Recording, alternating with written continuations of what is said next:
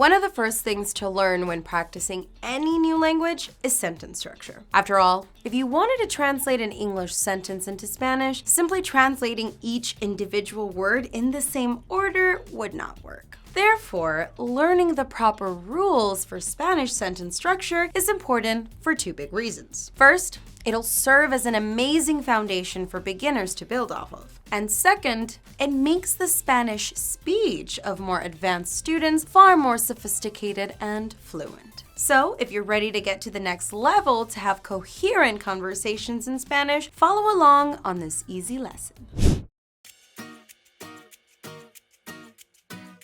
You've probably heard people say that magic happens when you start thinking in the second language you're learning. To reach this point and start sounding more like a native speaker, it's vital to learn the fundamentals of sentence structure. So, just how many types of structures are there? Well, to outline every single one, it would take all day. But in this lesson, we'll identify 6 of the most common sentence structures used by Spanish speakers. And good news, most of the sentence structures we're not mentioning are actually derived from one of these big 6. So just by studying these, you'll be well on your way to mastery. The 6 forms we will cover are: number 1, sentences that express declarative statements. Number 2, sentences that express negation statements. Número 3, sentences that express questions. Number 4, sentences that include adjectives. Number 5, sentences that include direct and indirect objects. And number 6, sentences that use que to connect ideas.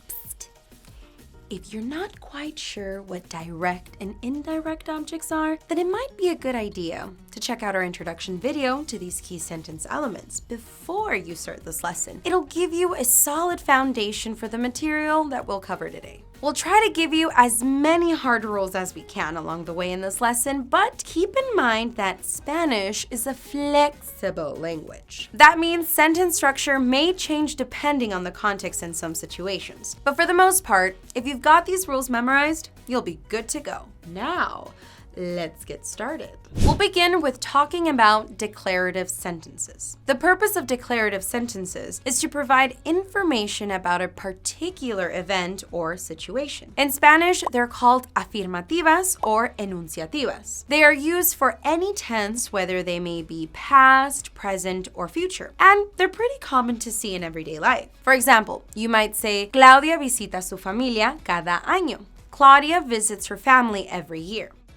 To construct a declarative sentence, you're gonna need 3 key parts: a subject, a conjugated verb, and a direct or indirect complement. So going back to our previous example sentence, Claudia would be the subject, visita is the conjugated verb, and a su familia cada año is the complement.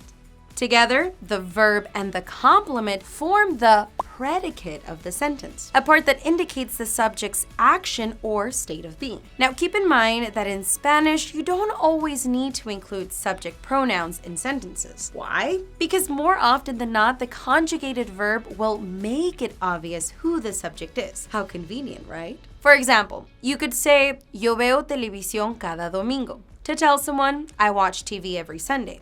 But you could also just say, Veo televisión cada domingo, and it would mean the same thing. Now that you've got the hang of declarative sentences, let's move on to our next structure type. Remember, if you want to learn how to speak Spanish, make sure to check out BaseLang.com, where you can get access to unlimited one-on-one Spanish classes with native speaking teachers, all via Zoom. For number 2, we've got negation sentences, or oración negativa in Spanish. It's probably no surprise that this type of sentence is used to deny a fact. Just like declarative sentences, they can be used when speaking in any tense. Basically, with negation sentences, you're saying what you or somebody else did not do. So the key element you need is an adverb of denial placed before the action verb of the sentence. If you need a complete reminder on how to use adverbs in Spanish, we've got just the lesson for you. Check out our video, Spanish Adverbs Explained for Beginners, and then come back to this lesson. The most popular adverb of denial is no. For example, you might say, yo no quiero ir al dentista. I don't want to go to the dentist.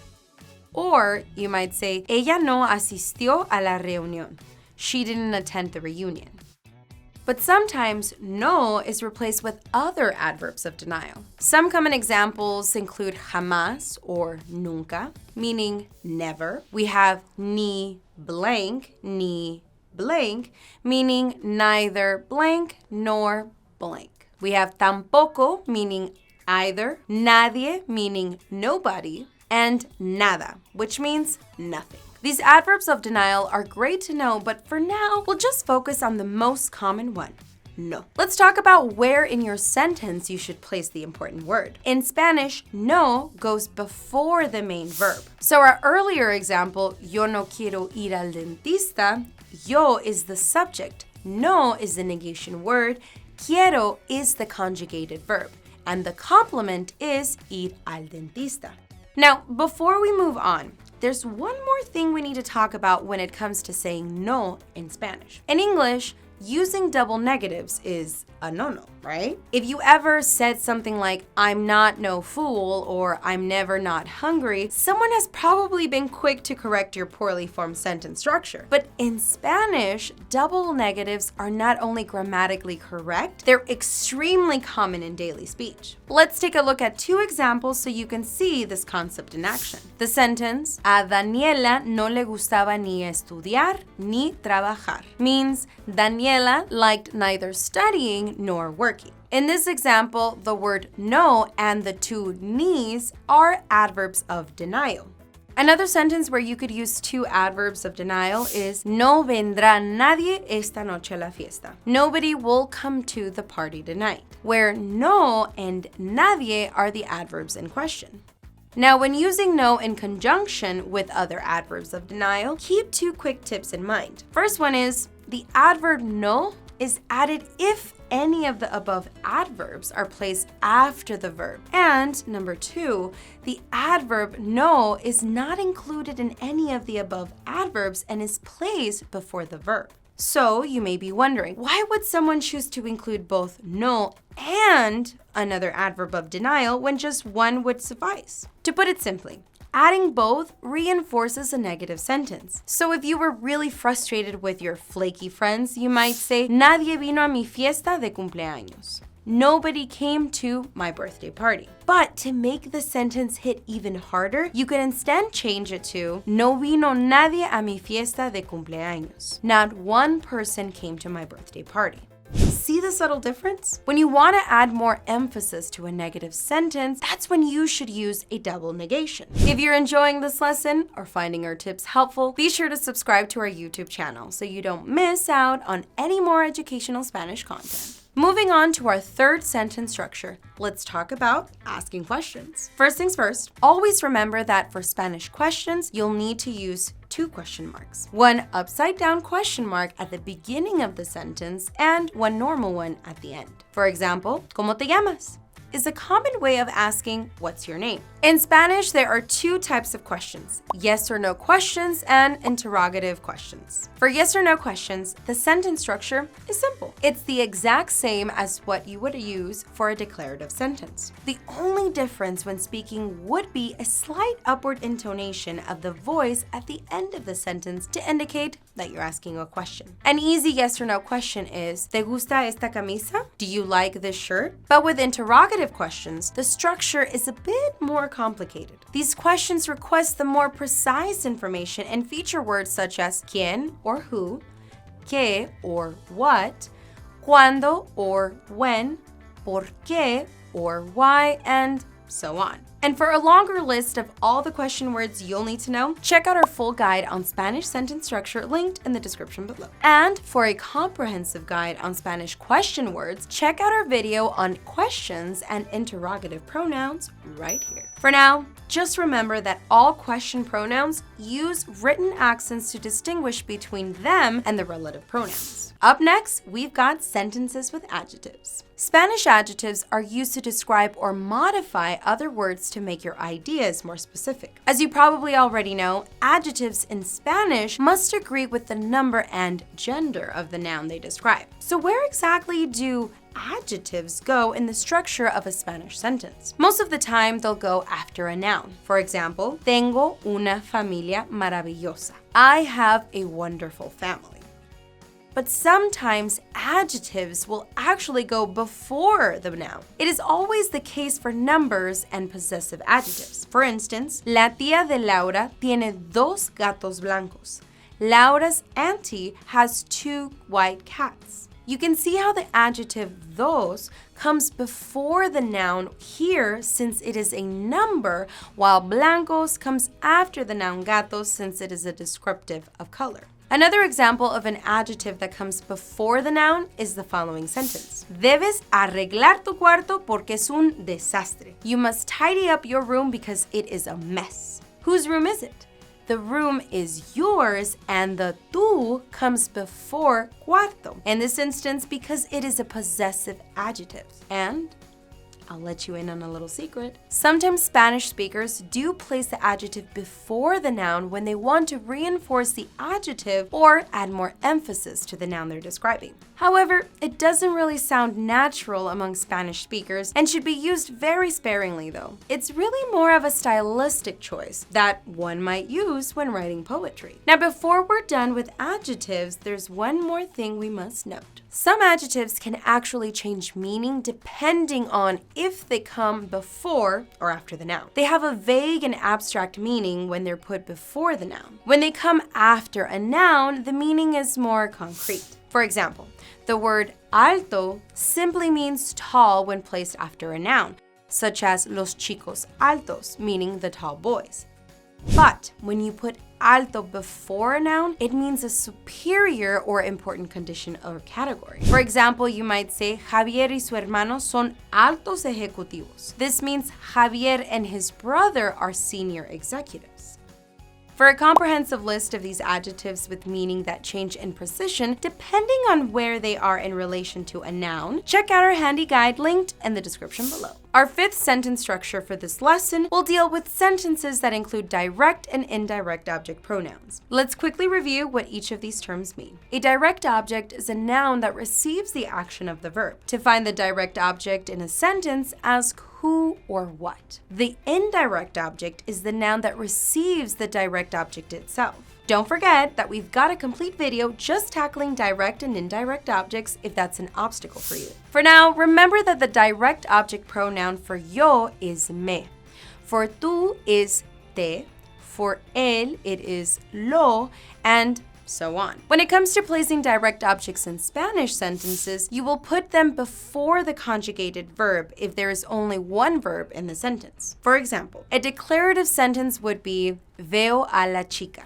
I see the girl. To make this a sentence using direct object pronouns, you would simply change it to la veo, meaning I see her. So what if there's more than one verb in your sentence? If you have a conjugated verb and an infinitive verb used together, you can place the direct object pronoun either before or after. If you choose to place the direct object pronoun after the infinitive verb, it will be joined with the infinitive verb in your final sentence. That was a lot of information, so let's see an example. Starting off, the basic declarative form of a sentence, let's say you spoke, los chicos quieren comprar los zapatos. The boys want to buy the shoes. Placing the direct object before your verbs would give you, los chicos los quieren comprar. Placing it after would give you, los chicos quieren comprarlos. Is it starting to make sense? Remember, where you choose to place the direct object pronoun won't change the meaning of your sentence. So that is one less thing to worry about. Be sure to check out our full article on Spanish sentence structures for more examples on these types of sentences. For now, let's see our last sentence type.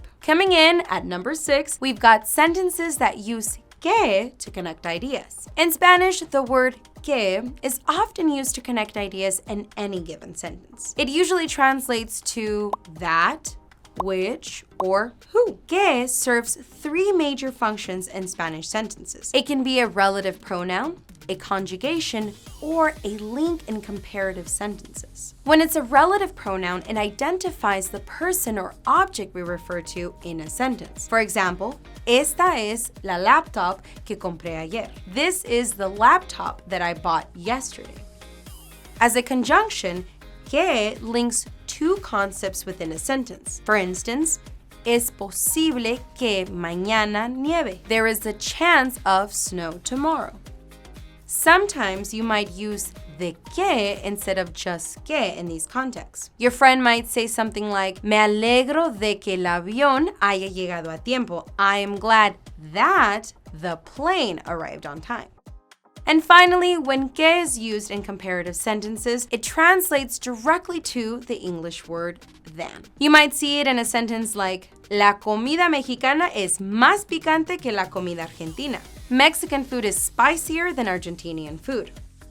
And that's it. Now that you know all the ways que can be used to structure your sentence, we've completed all 6 major Spanish sentence structures. Get some practice using these in conversations with native speakers or a study partner, and you'll be surprised how much deeper your talks are able to get. With 6 sentence structures to cover, you've learned a lot in just one lesson. We made these concepts as simple as possible so that they are easy to digest, but there's a ton more examples and quick tips in our full article linked in the description below. Test your knowledge and refresh your brain by checking it out. And if you want to practice Spanish grammar with an experienced Spanish teacher, why not schedule your first BaseLang class today? At BaseLang.com, you get access to unlimited one-on-one Spanish classes with native-speaking teachers, all via Zoom. Try your first week for only $1. And now that you know how to properly structure your sentences, it's time to get chatty. Have some fun playing around with the knowledge that you've already gained by checking out our video on Spanish small talk. It'll give you the vocab and the confidence that you need to get out there and make some connections. As always,